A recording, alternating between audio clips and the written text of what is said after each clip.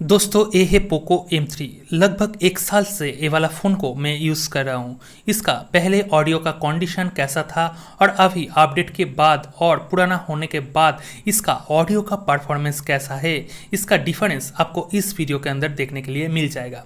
दोस्तों आप में से बहुत यूज़र कमेंट किए हो आपका ऑडियो का परफॉर्मेंस डिक्रीज हो गया है।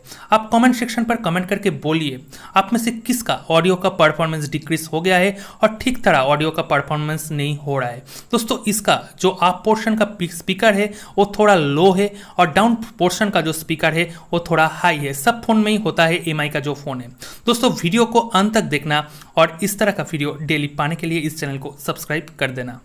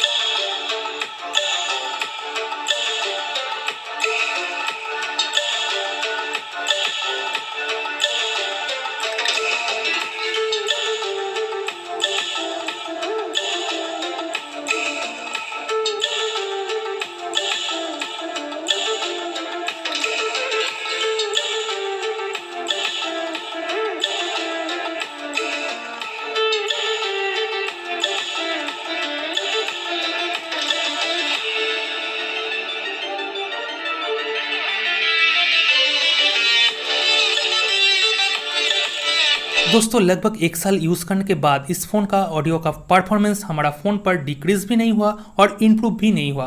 दोस्तों आपका फ़ोन का कंडीशन कैसा है कमेंट सेक्शन पर कमेंट करके हमको बोलिए।